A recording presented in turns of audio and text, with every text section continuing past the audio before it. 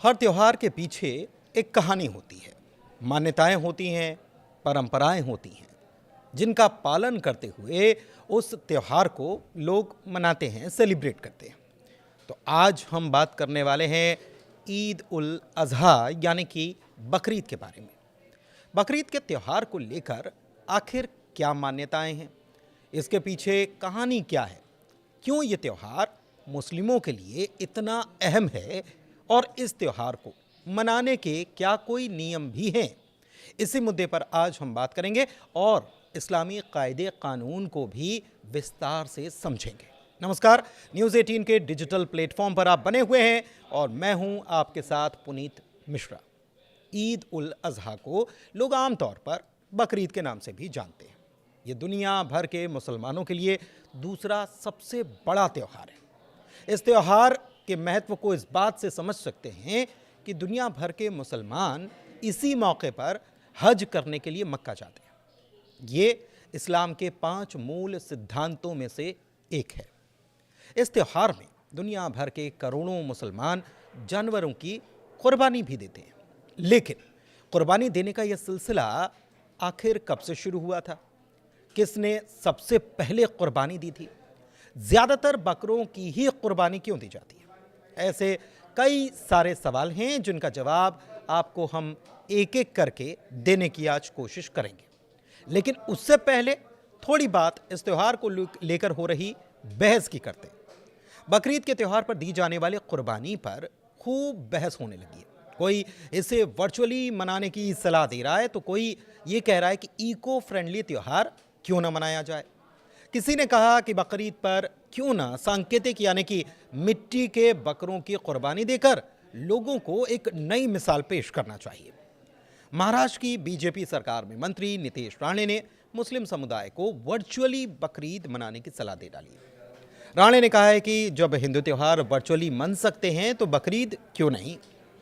इतना ही नहीं, उन्होंने ये भी कहा कि अगर ज़बरदस्ती किसी सोसाइटी में बकरे कटेंगे तो महाराष्ट्र की हिंदुत्व सरकार छोड़ेगी नहीं।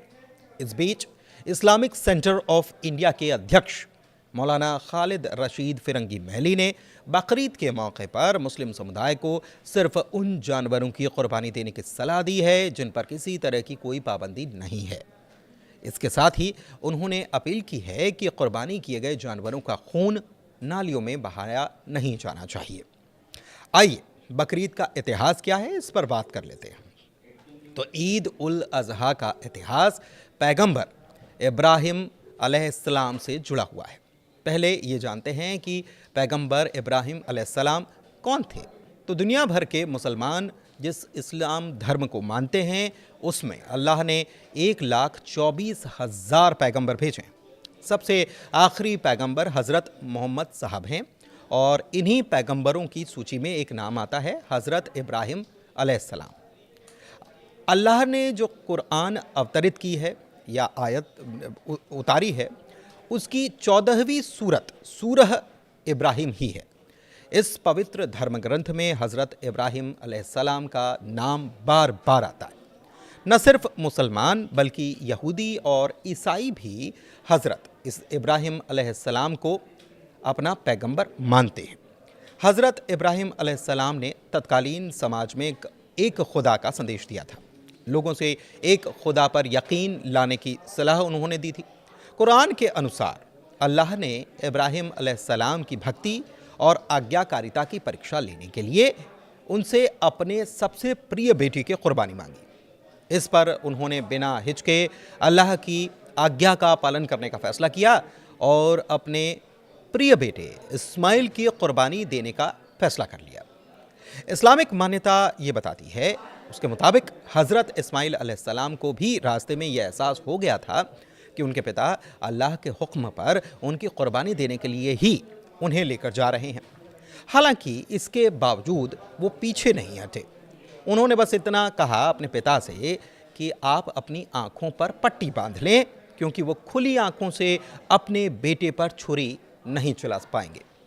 इस तरह से इब्राहिम आंखों पर पट्टी बांधकर अपने बेटे की कुर्बानी देने ही वाले थे, तभी जिब्रील अलैहिस्सलाम वहाँ पर आए और नन्हे इस्माइल की जगह एक दुम्बा जो बकरी या हम कहें कि भेड़ जैसी एक नस्ल कहलाती है, वो उन्होंने रख दिया और जिब्रील बताते हैं कि अल्लाह ने उनकी कुर्बानी कबूल कर ली है।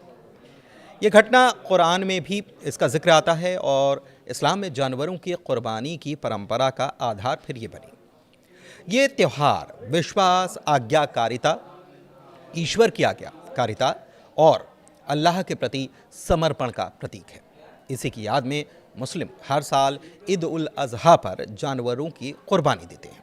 ये कुर्बानी अल्लाह के प्रति समर्पण और गरीबों के प्रति उदारता को दिखाती है।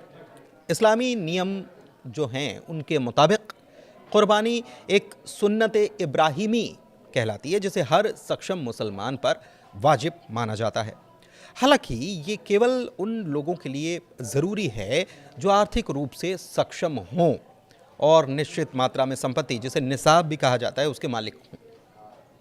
कुर्बानी के लिए आमतौर पर बकरी, भेड़ या फिर ऊंट का चयन किया जाता है और इसे ज़िल हिज्जा यानी कि बकरीद का महीना जो होता है उसकी 10वीं से 12वीं तारीख तक किया जाता है। इस्लामी कायदे कानून के मुताबिक कुर्बानी के लिए कुछ सख्त नियम हैं। सबसे पहले अव्वल बात तो ये है कि जानवर जो है वो स्वस्थ होना चाहिए, वयस्क होना चाहिए और उसमें कोई भी शारीरिक दोष नहीं होना चाहिए। उदाहरण के लिए बकरा या भेड़ कम से कम 1 साल की उसकी उम्र होना चाहिए, जबकि ऊंट 5 साल का होना चाहिए। कुर्बानी करने वाले व्यक्ति को ये नियत करना होता है कि वो ये कुर्बानी केवल और केवल अल्लाह की राह में कर रहा है। कुर्बानी के जानवर का मांस 3 हिस्सों में बांटा जाता है। इसमें से एक हिस्सा परिवार के लिए, एक हिस्सा उन रिश्तेदारों और दोस्तों के लिए जिनके घर कुर्बानी नहीं हुई है और एक हिस्सा गरीबों, फ़कीरों के लिए रखा जाता है। इस्लाम में कुर्बानी का मकसद बस मांस खाना या किसी जानवर की बलि देना या कुर्बानी देना नहीं है, बल्कि ये त्याग और दान की भावना को दर्शाता है। कुरान में भी कहा गया है कि न उनका मांस अल्लाह तक पहुंचता है, न उनका खून, बल्कि अल्लाह तक तुम्हारा तकवा पहुंचता है। इसका मतलब यह है कि कुर्बानी का असली मकसद अल्लाह के प्रति भक्ति और समाज के प्रति जिम्मेदारी है और इसीलिए बकरीद के दौरान मुसलमान नमाज अदा करते हैं, कुर्बानी देते हैं और लोगों के साथ त्यौहार की खुशियां बांटते हैं। ईद उल अज़हा की परंपरा 14वीं सदी पहले पैगंबर मोहम्मद सल्लल्लाहु अलैहि वसल्लम के समय से ही चली आ रही है। उन्होंने हज और कुर्बानी की परंपराओं को व्यवस्थित किया और इसे इस्लाम का अभिन्न हिस्सा बनाया। आज दुनिया भर में लगभग 1.9 अरब मुसलमान इस त्यौहार को मनाते हैं। हाल के सालों में बकरीद को लेकर कुछ विवाद भी सामने आए हैं, जिसमें पशुओं की बलि को लेकर, उनकी कुर्बानी को लेकर ख़ास तौर से सवाल उठते रहे हैं। कुछ लोग इसे पर्यावरण या पशु क्रूरता से जोड़कर सवाल उठाते हैं। इस कड़ी में कुछ लोग इको फ्रेंडली होली या दीपावली का उदाहरण देते हुए वर्चुअल बकरीद मनाने की अपील भी कर रहे हैं। हालांकि मुस्लिम विद्वान ये कहते हैं कि कुर्बानी एक धार्मिक कर्तव्य है, जिसे इस्लामी नियमों के मुताबिक उनके तहत मानवीय तरीके से किया जाता है। इसके साथ ही वो कहते हैं कि वर्चुअल कुर्बानी जैसी किसी चीज़ की इस्लाम में इजाज़त नहीं है। वो कहते हैं कि भारत जैसे धर्मनिरपेक्ष देश में, जहाँ पर अलग अलग समुदाय एक साथ रहते हैं, इस तरह के मुद्दों पर संवेदनशीलता और आपसी समझ की दरकार है।